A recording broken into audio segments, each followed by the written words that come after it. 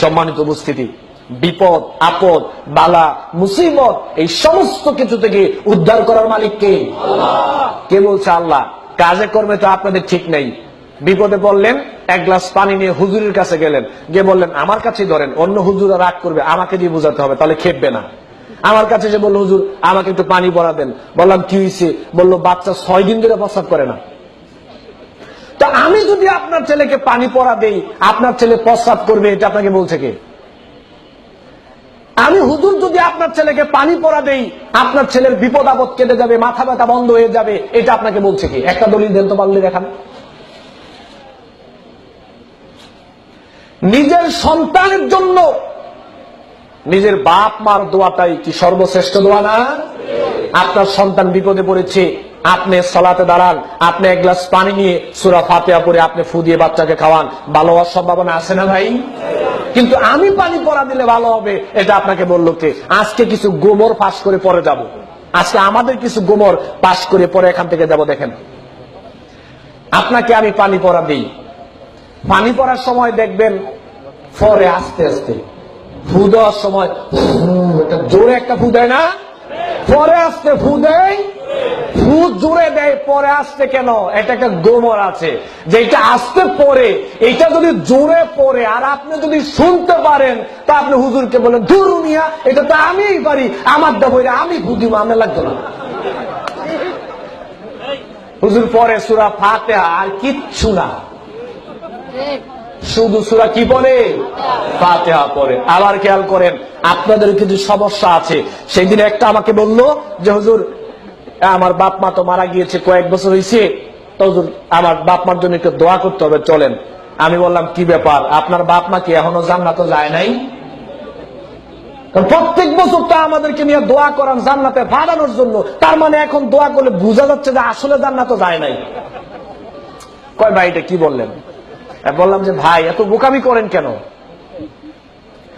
আপনার বাপ মার জন্য আমি কাবা ঘরের ইমাম সাহেব হতে পারি, আপনার বাপ মার জন্য কাবা ঘরের ইমাম সাহেব যদি দোয়া করে দোয়া কবুল হবে কোনো গ্যারান্টি নাই। হতেও পারে আবার নাও, কিন্তু সন্তান বাপ মার জন্য দোয়া করলে দোয়া কবুল হবে একেবারে 100% গ্যারান্টি।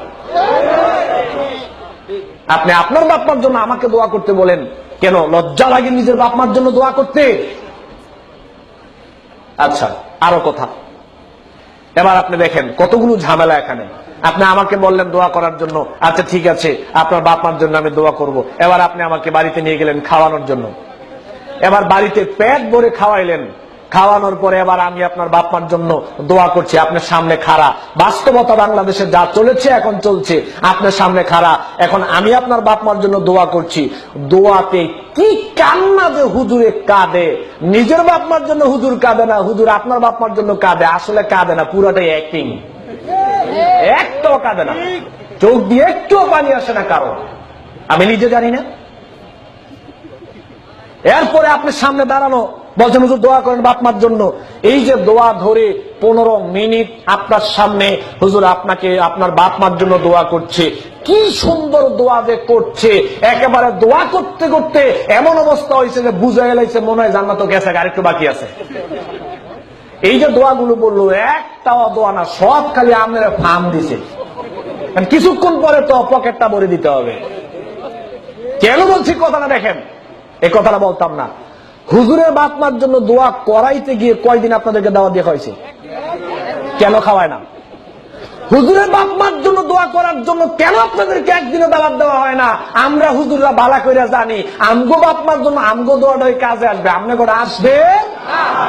আপনারা বুঝেন না, আমগো দোষ নাই, হুজুরগো দোষ নাই, বুঝেন না তো আপনারা। হুজুররা কি করবো? হুজুররাও তো ঠেলাই পরে চাকরি চলে যাবে, বিদায় যেতে হয়। এখন আপনারাই তো হুজুরদেরকে বাধ্য করেন, দায়ী আগে আপনারা। এরপরে দেখেন হুজুরের দোয়ার প্রতি আপনি এত নির্ভরশীল, আপনি তো বুঝতে পারেন না। আমি বক্তব্য দিচ্ছি, আপনি জানেন আমার ইনকামটা হালাল না হারাম? জানেন আমার ইনকাম হারাম হলে মরার আগ পর্যন্ত দোয়া করলে আমি দোয়া, আমার হুজুরের দোয়া কবুল হবে না। আমি অনেক বড় বক্তা হতে পারি, কিন্তু আমার ইনকামটা যদি হারাম হয়, আমার নিজের বেলায় তো আমার দোয়া কবুল হবে না, আপনার বাপেটা তো পরের বেলায় আছে।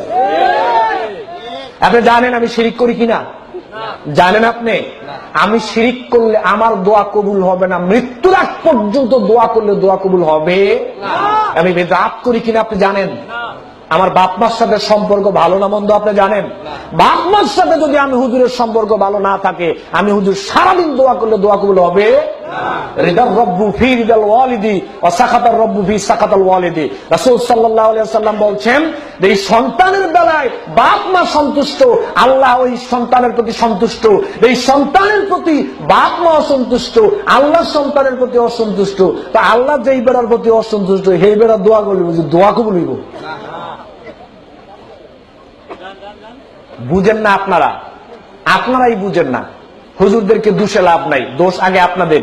এই বিশ্বাসটা মন থেকে তুলে নিতে হবে যে কোনো দোয়ার বেলায় খালি হুজুরের দোয়া লাগবে, হুজুরের দোয়া লাগবে। সেদিন এই মোহাম্মদ আলী ভাই দেখলাম একটা প্রোগ্রামে সুন্দর কথা বললো যে সব দোয়ার সব মোনাজাতে খালি হুজুর লাগে, তো স্ত্রী সহবাসের দোয়া নেন না কেন? সব দোয়া যে খালি আপনার হুজুর লাগে।